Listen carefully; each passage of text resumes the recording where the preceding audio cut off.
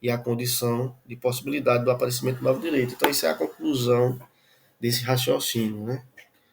Então, são justamente as carências e as necessidades daquela época histórica, né?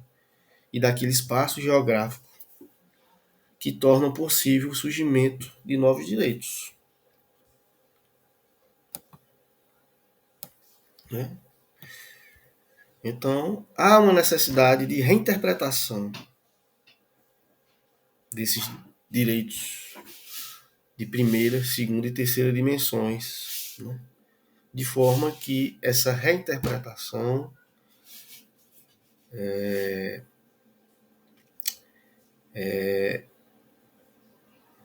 possibilita o surgimento de novos direitos, né? Isso aí já é uma opinião pessoal minha.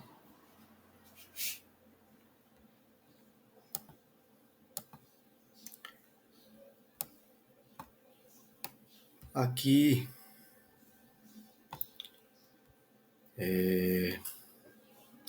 eu trouxe uma descrição dos direitos de primeira, segunda e terceira dimensão, né? Iniciando pela primeira dimensão, que são os direitos civis e políticos, né? Então, os direitos de primeira dimensão são direitos individuais vinculados à liberdade, à igualdade, à propriedade, à segurança, à resistência às diversas formas de opressão.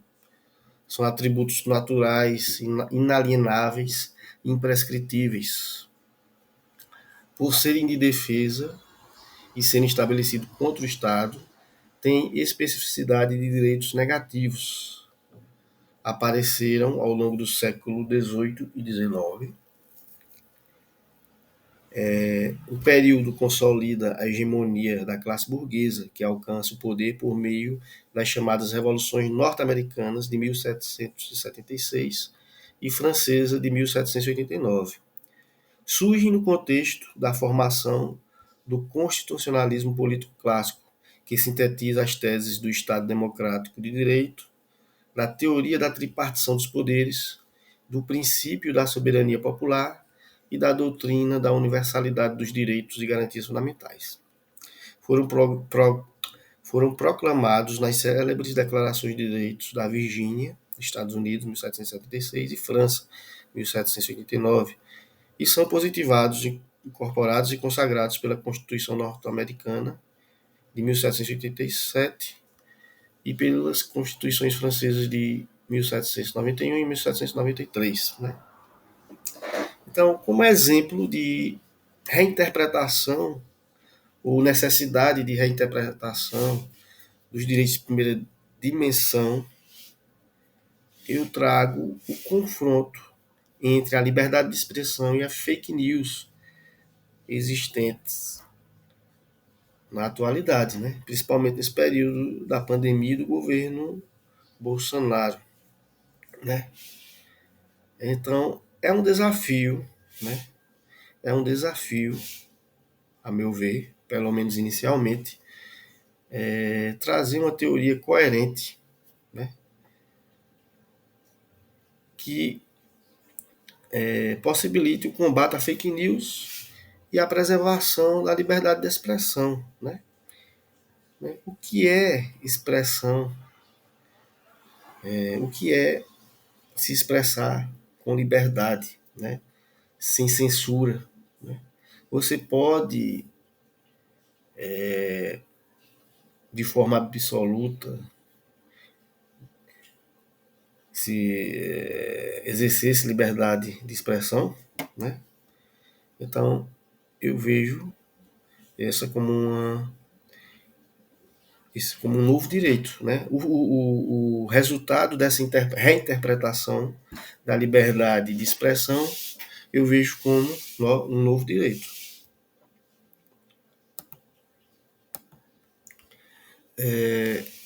A segunda dimensão são os direitos sociais, econômicos e culturais, né? Direitos fundados nos princípios da igualdade e com alcance positivo, pois não são contra o Estado, mas ensejam sua garantia e concessão a todos os indivíduos por parte do poder público. Evidencia-se no surto do processo de industrialização e nos graves impasses socioeconômicos que varreram a sociedade ocidental entre a segunda metade do século XIX e as primeiras décadas do século XX.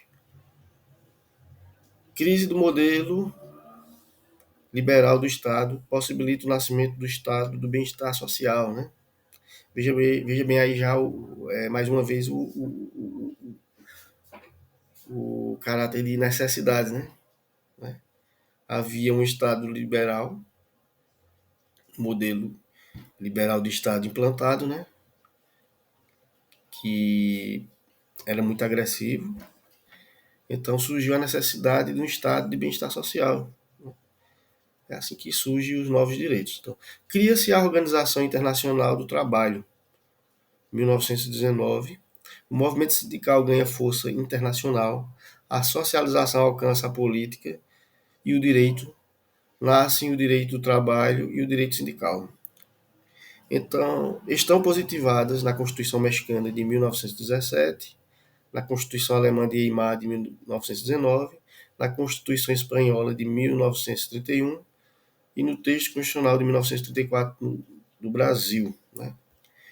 Como exemplo de, novamente, como exemplo de reinterpretação dos direitos de segunda dimensão, né? Eu vejo como resultado dessa reinterpretação a,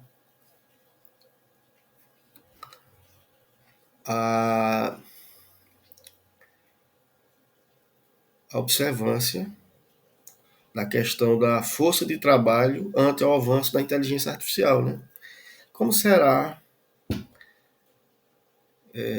interpretado o direito do trabalho, né, ante o avanço da inteligência artificial que nós vemos que essa inteligência artificial tem grande potencial de acabar com várias profissões, né, causar desempregos e modificar as relações referentes à força de trabalho, né?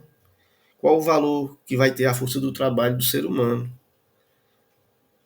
quando a demanda por essa força de trabalho vai ser fortemente interferida por uma inteligência artificial que pode fazer o que as mesmas atividades que o ser humano faz e às vezes, em alguns casos, de forma até melhor, né?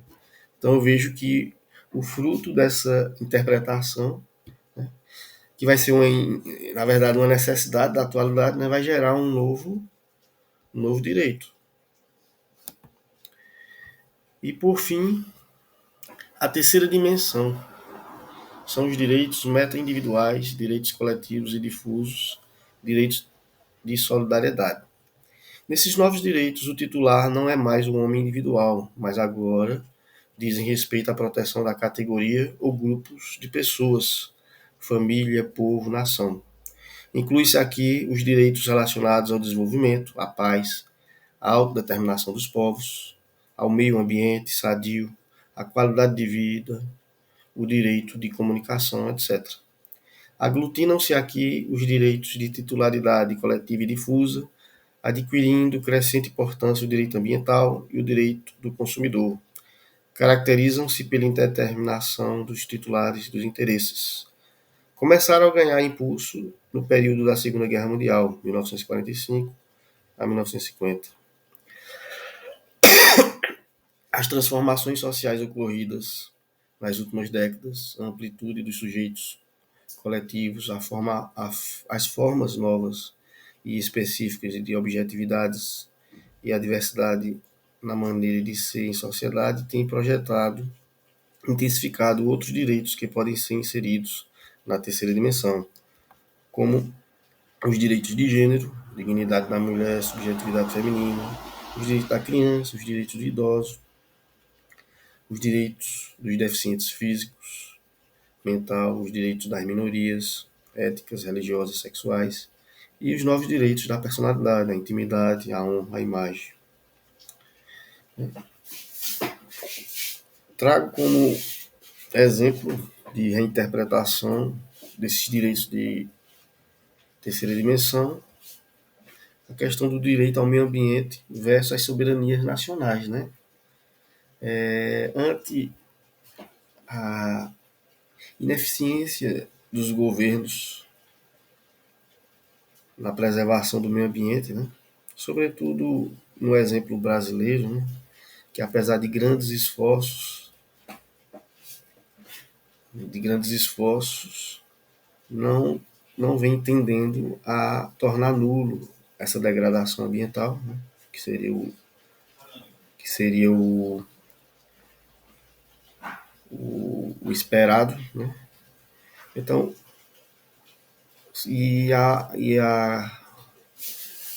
as constantes investidas geopolíticas de vários governos, né, ao criticarem essa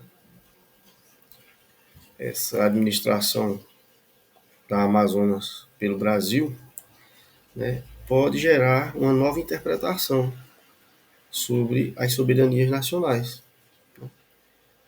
Então, a Amazonas é um território soberano do Brasil ou pode ser considerado de interesse coletivo do mundo e por isso não ser de titularidade exclusiva do Brasil, né? Eu acho também que essa questão vai ser interessante e pode gerar um novo direito.